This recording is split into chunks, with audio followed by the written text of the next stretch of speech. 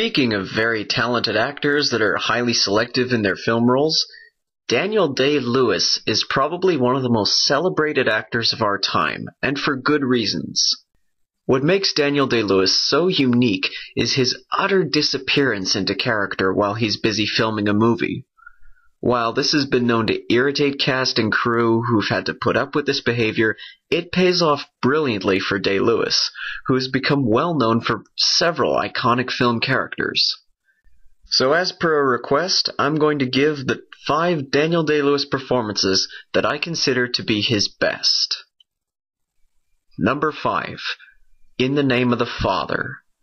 This is a movie about the period of Northern Irish history known as the Troubles. It's a time where the IRA repeatedly clashes with government troops, leading the countryside and cities to live in a constant state of conflict. In the middle of it all, Jerry Conlon is a wild young man who defies the wishes of his father to grow up and get away from the violence of the streets. Jerry seems to be fated to go down the path that so many other young men go down, but before that happens, a bomb explodes in Guildford, in England, killing many people. Jerry is arrested, detained, and tortured until he confesses taking part in the bombing.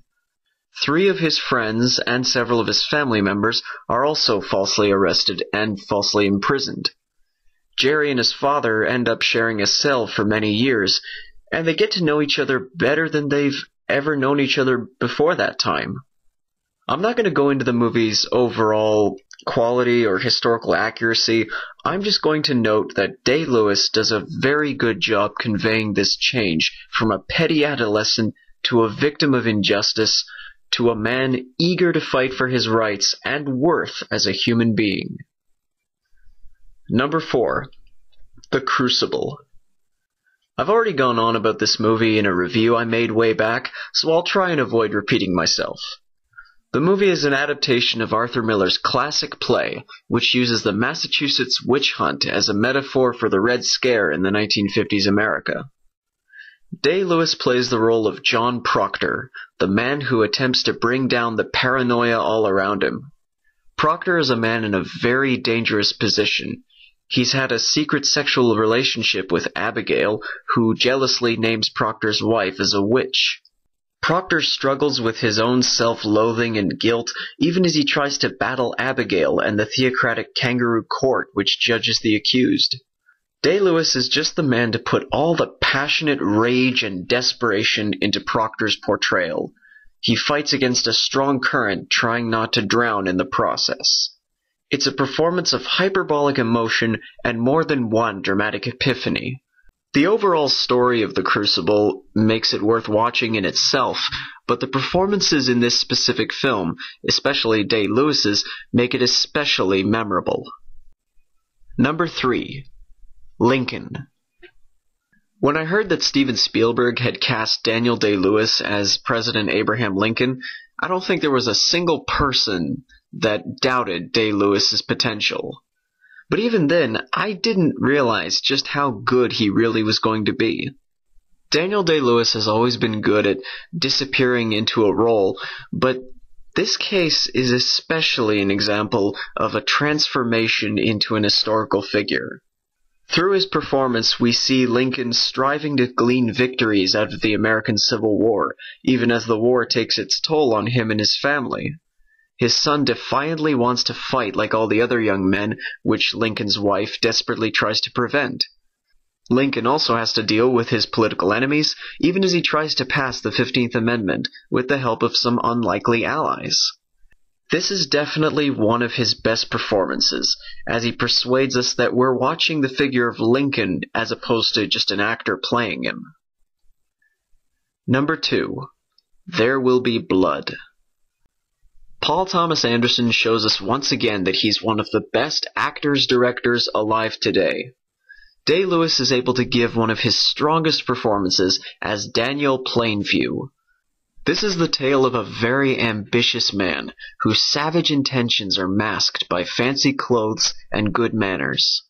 Just as movies like The Godfather have done in the past, Daniel Plainview conveys that dark part of American capitalism. He puts on a spectacle to fool those whose support is necessary, even as he drives further and further for oil, which will lead to wealth and power. He clashes with locals, including one young man who's emerging as a powerful spiritual figure in his community.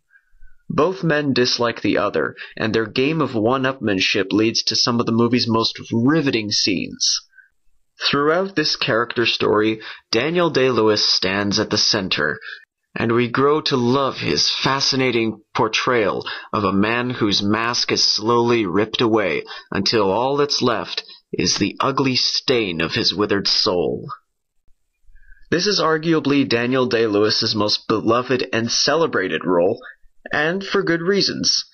But as talented as it is, I can't help but pick another one of his performances over this one. And that number one choice is Gangs of New York. This is one of my all-time favorite movies. Someday I'll give it a proper review, just as my brother once did, but for now I'm going to focus on the character of Bill the Butcher. As played by Daniel Day-Lewis, Bill is the vicious antagonist of the film, representing the ruthlessness of bigotry and preserving the established order. Bill is raised up in a 19th century New York that breeds violence through its gang wars and rampant corruption. At the start of the film, Bill challenges and kills a leader of the Irish immigrant gangs. Years later, he's taken over the 5 Points and rules through fear and oppression. Amsterdam Vallon returns to avenge his father's death, but finds himself as Bill's protege instead. Bill doesn't recognize that Amsterdam's here to kill him, and as the movie goes on, he shows a side of him that Amsterdam can't help but identify with in a very weird way. What makes Bill more than just an over-the-top villain is the fact that his efforts are rooted in a desperate fear of change. He's also an even bigger hypocrite than Daniel Plainview, as he goes on about honor and proper fighting and the preservation of the good ways, yet he has no problem sneaking up on Priest Vallon from behind or stabbing characters when they have their back turned. Bill's complexity serves to build interesting relationships with the other characters of the film, but never fails to show just how primitive and ugly of a man he ultimately is. His final line in the film serves as both irony and a very biting commentary towards an entire nation's history. Gangs of New York is one of Martin Scorsese's best movies, partly because it features Daniel Day-Lewis's best performance. So that's my take on yet another thespian's roles. If you agree or disagree, feel free to leave your opinion in a comment below, and I hope you have a nice day. Take care.